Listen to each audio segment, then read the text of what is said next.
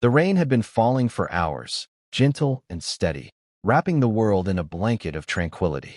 Inside the cozy cafe at the corner of Elm and Rosewood, a man sat by the window, idly stirring his coffee long after it had cooled. Daniel Moore, a 35-year-old mechanic and devoted single dad to his little girl, Lily, was lost in thought. It had been a challenging week. 3 broken transmissions, 2 missed payments, and 1 parent-teacher meeting he lacked the courage to attend, especially since Lily's drawings of Mom still remained faceless.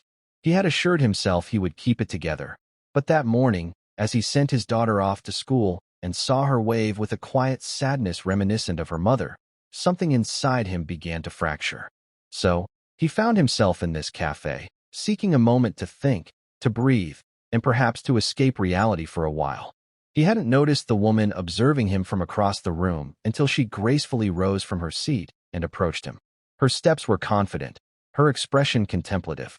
Dressed in a simple yet undeniably high-quality gray coat, her hair was pulled back elegantly, lending her an air of both power and grace. "Are you all right, sir?" she asked softly, pausing at his table. Daniel blinked, caught off guard. Yeah, I'm fine." She tilted her head slightly, doubt etched on her features. "You've been staring at that coffee for 20 minutes.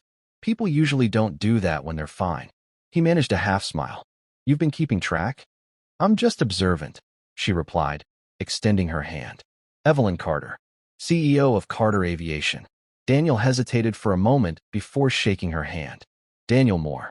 Evelyn took a seat without waiting for an invitation, and surprisingly, it felt perfectly natural. For a few moments, silence enveloped them. Then she spoke up. "You appear to be a man who's lost something significant." He chuckled softly, though devoid of humor. "My wife. A year ago. I suppose I haven't truly adjusted." Her eyes softened with understanding. "I can relate. I lost my brother 5 years ago in a helicopter crash during a test flight. That's when I assumed leadership of the company." Daniel's interest piqued.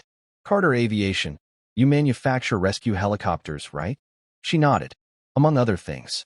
"Why do you ask?" He exhaled, running a hand through his hair. "That's what I did before the garage.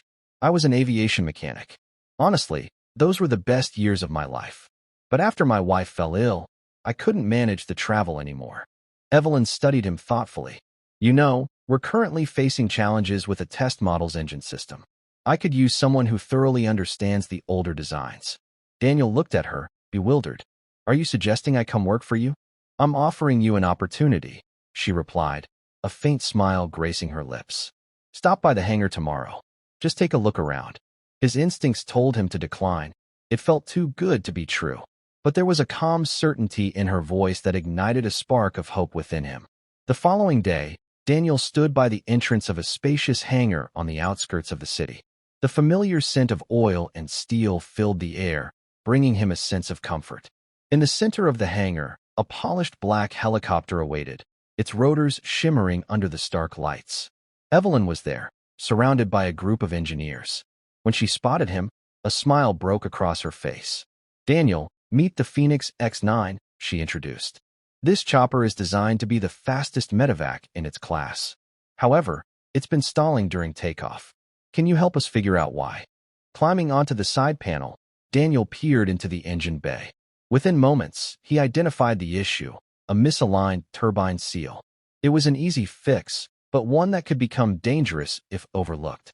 He explained his findings, and Evelyn regarded him with a look of quiet admiration. "Most of our team missed that," she acknowledged. "You really have a keen eye for detail." He shrugged, a hint of pride emerging. "Just experience, and maybe a dash of luck." When the rotor blades began to turn following the repair, the whole team watched as the helicopter ascended smoothly into the sky, powerful and steady. Evelyn turned to him, her voice barely audible over the engine's roar. "You just saved us months of work." At that moment, Daniel felt a resurgence of purpose he hadn't experienced in a long time. In the weeks that followed, Daniel spent more time at Carter Aviation, troubleshooting, offering advice, and teaching. With each passing day, Evelyn gradually revealed more of herself. She wasn't merely a CEO, she was a woman carrying her own burdens and memories. They spoke about loss, resilience, and the notion of starting anew. One evening, as the sun dipped below the hangar, Evelyn approached him with a soft smile. You know, when I first saw you at that cafe, I almost didn't come over. I was having a rough day, but something pushed me to reach out. Daniel pondered her words. Funny how things work out. I thought you were the one who helped me, but it seems we both needed each other. Before she could respond, the sound of rotor blades echoed in the distance. The Phoenix X9 was returning for its final test flight. The helicopter hovered gracefully, sunlight glinting off its sleek surface, a testament to their shared journey of renewal. Evelyn's gaze shifted between the chopper and him. Have you ever thought about flying again? He smiled, his eyes reflecting the vast sky. Maybe one day, but for now, I'm just thankful to feel alive again. As the helicopter touched down, its blades gradually coming to a halt, Evelyn gently placed her hand on his arm.